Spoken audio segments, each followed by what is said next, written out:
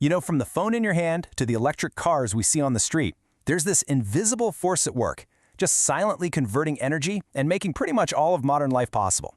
So today, we're going to pull back the curtain on that force, electrochemistry. Okay, just think about this for a second. What if you could take something as basic as table salt, right? Zap it with a bit of electricity and just break it apart into its core components.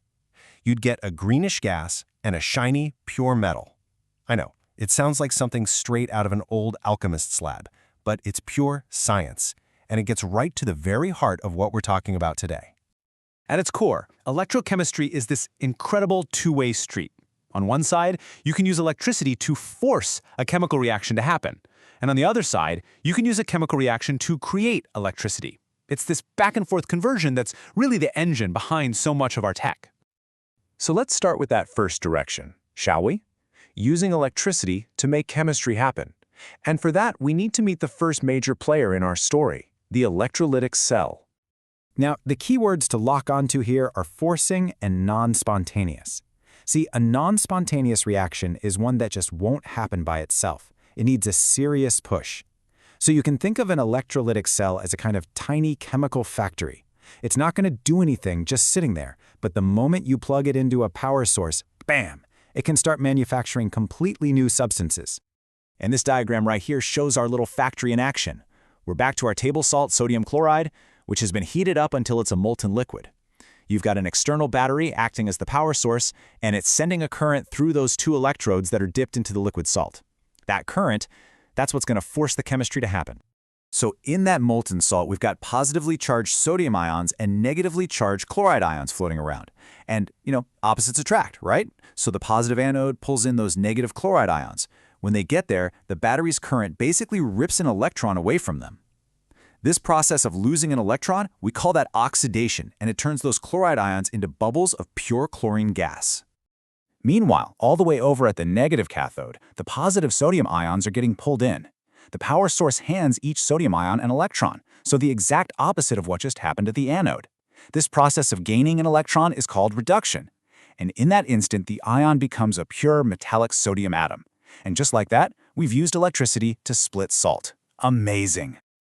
But listen, this isn't just some fascinating lab trick. This process, electrolysis, is an absolute industrial titan. It's how we get reactive metals like aluminum out of their ore. It's how we purify other metals, how we get that shiny chrome plating on a car bumper, and it's how we produce massive quantities of essential industrial chemicals like hydrogen, fluorine, and chlorine gas. Okay, so we've seen how we can pump electricity in to get chemicals out. But what about flipping the script? What about the other side of that two-way street we talked about? Can we get electricity out of chemicals?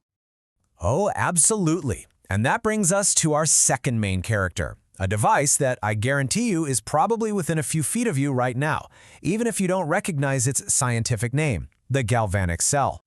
And the magic word this time is spontaneous. Yeah, unlike our factory that needed to be plugged in, a galvanic cell runs on the chemical reaction that wants to happen all by itself. It very cleverly captures the energy from that natural desire, and it converts it directly into a flow of electrons, which is, an electric current.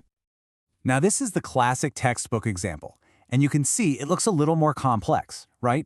We have two separate beakers. We call them half cells. One has a strip of zinc metal in a zinc solution, the other has a copper strip in a copper solution.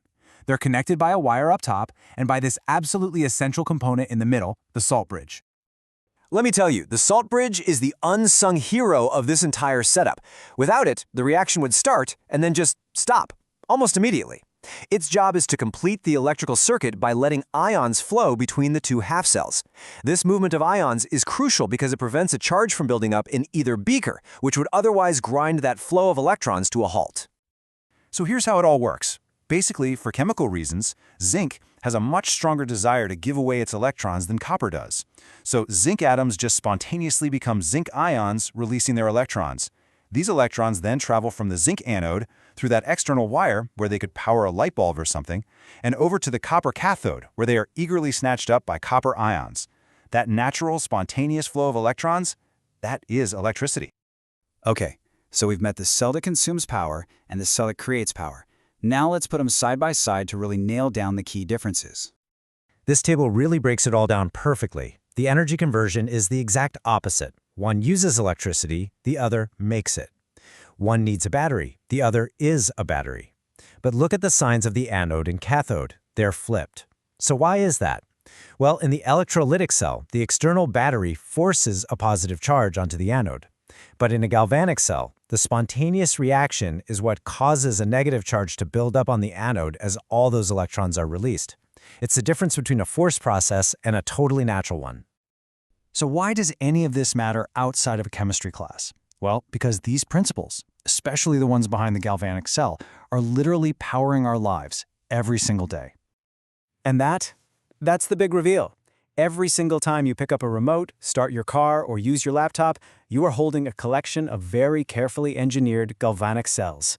A battery is nothing more than stored chemical energy, all packaged up and ready to be converted into electricity whenever you need it.